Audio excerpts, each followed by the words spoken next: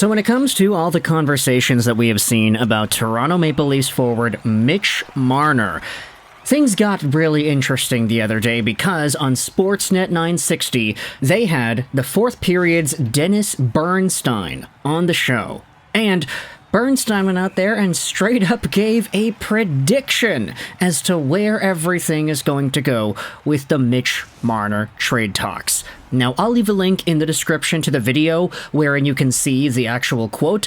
It's actually posted on Instagram. Sportsnet 960 went out there and posted this. Dennis, the fourth period, joined the guys on the big show to discuss the Stanley Cup playoffs and some offseason moves, including a saucy take on the future of Mitch Marner. The video is about a minute long. It's all in the description if you want to go ahead and listen to it. But if you watch the clip, Bernstein makes the bold prediction that Mitch Marner will get traded to the Vegas Golden Knights for a package that includes William Karlsson and Shea Theodore. Now this, of course, is a blockbuster kind of idea, and I wanted to go out there and break this down.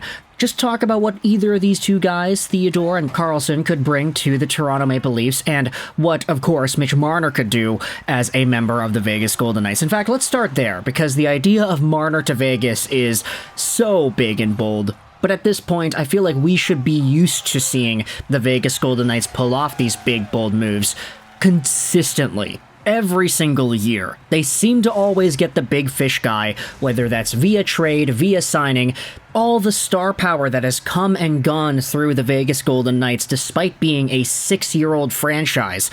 You have the Jack Eichels, you have the Max Pacioretty's, the Mark Stones, the Robin Lehners, the Marchessaults, Noah Hanifin, Alex Pietrangelo, so many big-name talents, and this team is only so new. And Mitch Marner would potentially be the biggest one of them all. Now, having Marner playing on a first line with Jack Eichel would be a 2015 draft dream, honestly, considering the fact that Marner and Eichel were both taken in the same draft year and they were so good in their respective leagues heading into the NHL. Just thinking about what these two playstyles could bring together would be pretty inspiring, honestly. The roving playmaking style of a Mitch Marner compiled with the absolute finesse that a Jack Eichel is able to possess, as well as the driving power, just how Jack Eichel is able to take control of an offensive zone shift. If you wanted to talk about player in, player out, sure, you might need to take another guy for the center replacement for William Karlsson, but if you have Marner as a winger, it all of a sudden makes the idea of potentially losing Jonathan Marchessault that much easier to stomach. And furthermore, if you wanted to talk about Marner and what he could potentially do, I'm not saying that he drops off point production-wise, because Nylander, Matthews, these guys are very good, but the Vegas Golden Knights have their own great players in terms of production too. But having Marner diversified a little bit more, having him playing in a system where he does not need to be necessarily the number one guy, he will be maybe the third most important player offensively behind Stone and Eichel. This might actually take all the pressure off of him, as he had in Toronto. Plus the fact that Vegas is not Toronto, that there is not the same sort of media pressure and expectation on the Golden Knights than there is with the Maple Leafs.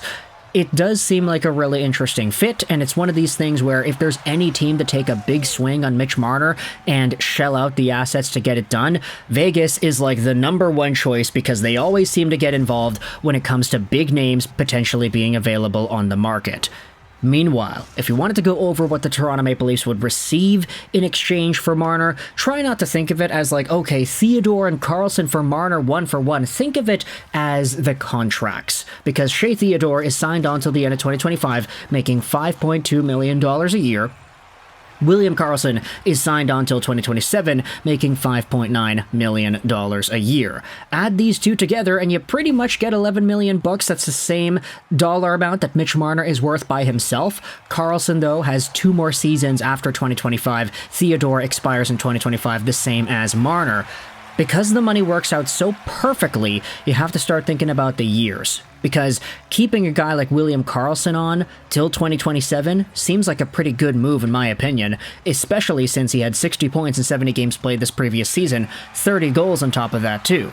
Sure, in his better days, he had 43 goals and 78 points in his first season as a Vegas Golden Knight, but if there still is that profile for him to be a 40-goal player and a 70, 80-point guy, then there is a really good reason to keep him around at 5.9 mil. That's a really strong dollar amount for somebody who can produce that many points. Marner, of course, can do more, but still, is the difference in offensive point production between Marner and Karlsson worth about $5 million extra dollars? You could very well say no, that's a full other player. That's the cost of a Shea Theodore right now. Don't even get me started on how good Shea Theodore is as a defenseman. 42 points in 47 games played this season, 52 points in 78 games as a career high. He had 0 points in 7 games in the playoffs, but Theodore was injured for the majority of the year. I know I had him in fantasy. He was benched for pretty much the entire opening half of this season, and then in the playoffs he didn't really do much offensively, but still, he had 13 points in 21 games last year. I think he's okay. Theodore would automatically be the best defenseman on the Toronto Maple Leafs. Sorry, Morgan Rielly, but I'd rather take Shea over you. But of course, it's okay, because if you take Theodore on your team, you don't have to trade away Morgan Rielly. You can just have both of them together. The Toronto Maple Leafs building up their defense seems like a pretty good upgrade on paper, since you wouldn't really be taking anybody away from your blue line. You'd just be adding. It makes competition more difficult, sure, but at the end of the day, it's all more talented. And plus, if you wanted to say that Marner is going to get traded anyway and that there is an inevitability to him and his timeline in Toronto coming to an end, why not think about a trade idea like this? The question is, though, would the Vegas Golden Knights be willing to do that? And while there is some sort of, I'd say, commitment, maybe, that a lot of Vegas Golden Knights fans would have towards these players, I mean, Theodore was an OG Vegas Golden Knight. William Karlsson was too. They went to the Stanley Cup Finals together in 2018. They won the Stanley Cup together in 2023. These guys are OGs. But we've known that the Vegas Golden Knights have never really been one to reward their athletes with respect. They trade away anybody and everybody. It does not matter who you are. It does not matter how much time you've spent with the team. If you are in a position to maybe get traded, you will get traded. And you're not going to find out about it until you read about it on Twitter the next morning. That's just kind of how Vegas runs, and honestly, the fact that they won themselves a Stanley Cup this early, and they had the championship victory, and they're still such a powerhouse team, you can't go out there but respect the hustle, even though it is kind of dehumanizing to some extent when you take a look at how they've treated certain players in the past. That's neither here nor there, though, because I think for Shea Theodore and Karlsson, they already got themselves their money. They got themselves their Stanley Cup as well, so no matter where they get traded to, I think they'll be fine. Especially if they go over to Toronto, it's going to be really interesting to see how that dynamic works. William Karlsson has a lot more of a strong work ethic, I'd say, than Mitch Marner. He's had to make it work because he's worked himself from the ground up to be this player. Marner was always super good all the time. Super amazing, elite, talented player from everywhere he's gone, from junior to the draft to Toronto, rookie, veteran, $11 million, etc., etc. He's always been a top guy. Karlsson never was that until his Vegas Golden Knights days, so he kind of had to go against the grain a little bit. In a way, you could say that's maturing. You can say there's an element of tenacity and unwillingness to forgive that William Karlsson has in his game that Mitch Marner does not. And whether or not that affects the Toronto Maple Leafs up front, that remains to be seen. Of course, this trade has not happened, but Dennis Bernstein in the fourth period adamantly proclaimed on Sportsnet 960 that it is going to happen that way, and I want you to let me know your thoughts in the comment section below, how you feel about this thought. If you're a Maple Leafs fan, what are your opinions about the idea of Marner getting traded for Shea Theodore and William Karlsson? What do you think these two guys can do for your team? And if you're a Vegas fan, what are your opinions on this trade as well? Do you think there would be some sort of loyalty expressed to your guys? And for you personally, would you be okay with trading them away, considering the history and considering their roles with your Stanley Cup championships? When it comes to Mitch Marner, is this a guy you want in your team too?